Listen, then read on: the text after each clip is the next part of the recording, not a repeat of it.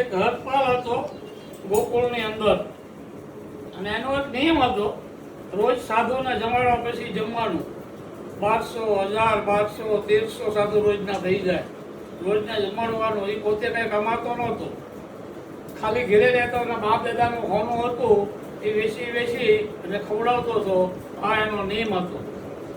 રોજ 1200-1300 માણસને જમાડે. વર્ષો વીતી ગયા. ધીમે ધીમે એના મા બાપના દાગીના જે હતા મૂકેલા બધાએ, રાણી સીતાના રૂપિયા બધા હતા, એ ખલાસ થઈ ગયા. પછી આ એ વિચાર કર્યો, ગમે એમ થાય ભોજન તો બ્રાહ્મણને જમાડવા સિવાય, સાધુને જમાડ્યા સિવાય જમવું નથી. પછી પૈસા ખૂટી ગયા. પત્નીને કહેવાય નહીં, પત્નીને જીવન આવી હતી, એને કાંઈ કહેવાનું નથી. એમ કરી અને પોતે ચોરી કરવા લાગ્યો. હરપાલ અનાજની ચોરી કરે, ઘરે ઘરેથી અનાજની. એમ કરીને જમાડે, અનાજ ચોરીને જમાડવાનું ચાલુ રાખ્યું એમના. પછી ગામવાળાએ કીધું કે હારો અનાજ ચોરી જાય છે. પછી પહેરો કર્યો બધાએ. પહેરો કર્યો એટલે એને ખબર પડી કે બધા પહેરામાં પહેરી ગયા છે. પછી મોટો જે શેઠિયા હતા એની ધન સોરાવા લાગ્યો. એટલે ઠાકોરજી ભાળી ગયા.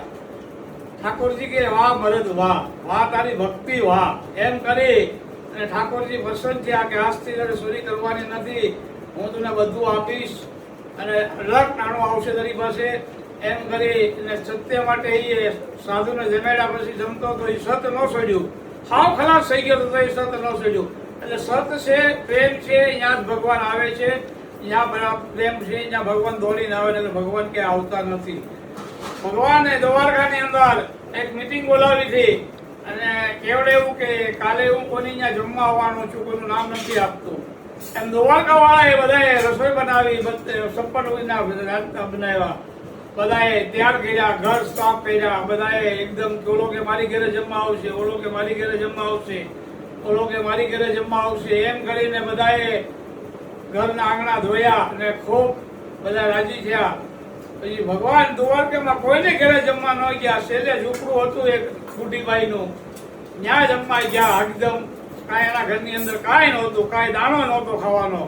ત્યાં પોગી ગયા. એ કૃષ્ણ જાપ કરતી હતી. એટલે એના જાપ કરતી હતી, હરે કૃષ્ણ હરે કૃષ્ણ હરે કૃષ્ણ હરે કૃષ્ણ.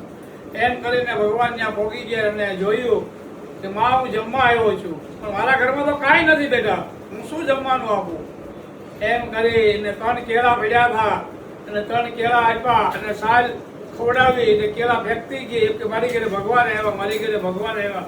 એમ કરીને બે ભાન થઈ ગઈ.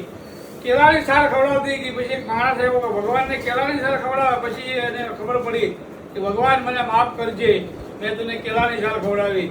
કે માં કેળામાં જેટલી આ સાલમાં મીઠાશ હશે ને એટલી આ તમારા કેળામાં મીઠાશ નથી. મને તમારા પ્રેમમાં મને મીઠાશ લાગી. આ તમારો પ્રેમ છે ને એટલે બધી વસ્તુ મને ભગવાને આપી દીધી.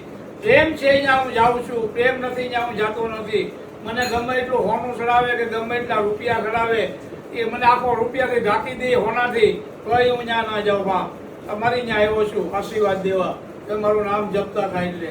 એમ કરીને એ બુઢી માને આશીર્વાદ આપ્યા અને ખૂબ આગળ આવ્યા અને ખૂબ ભગવાને એને આશીર્વાદ આપ્યા અને પ્રગતિ થઈ. એમ હવની ભગવાન વેળા વાળે અને હવનું કામ કરે. ઓમ નમો નારાયણ, જય સિયા રામ.